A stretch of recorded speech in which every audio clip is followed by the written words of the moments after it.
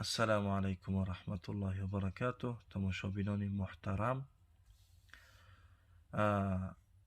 در اینجا دو تا دارو داریم: قسط هندی و روغن حلبه.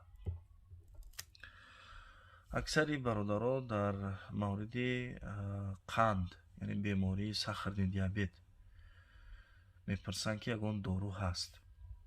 هر دی این داروها برای بسیاری بیماری ها فایده دارند و همچنان از همون بیماری ها بیماری قند ساختن دیابت. خب این روغن حلبه برای کسانی که از قند شکایت میکنن، بیماری ساختن دیابت، انشاءالله تعالی که اینا میتونن استفاده برن.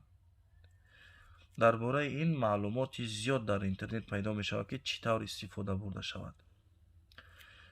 خب همچنان قسط هندی برای ساختن دیابت و دیگر بیماری ها برای پایان کردن قند 110 تا کپسول داره.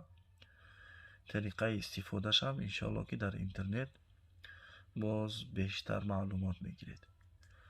خب 110 تا کپسول داره، میتونید که یک تا سحر یک تا بیگاه استفاده برید و بعد از استفاده بردن قند خود مثال بسنجید. این هم همونطور میتونید که یک قاشقچه بیگاه یا اینکه یک قاشقچه سحر استفاده برید. بعد از بردن استفاده بردن یعنی قند خود بسنجید. انشاءالله تعالی که فایده بهترین دارد. کسانی که انشاءالله میخواهید خریداری کنین با رقم های تلفنی که در روی اکران است زنگ بزنین، انشاءالله روان میکنیم.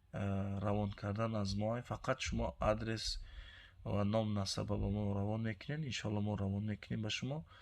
همچنان ناگفته نماند که آخر این ماه کنکورس داریم. 6000 روبل تحفه گذاشتگی نامگذاری می شود و نصیب یکی از خریدارای ما می شود. السلام علیکم و رحمت الله و برکاته.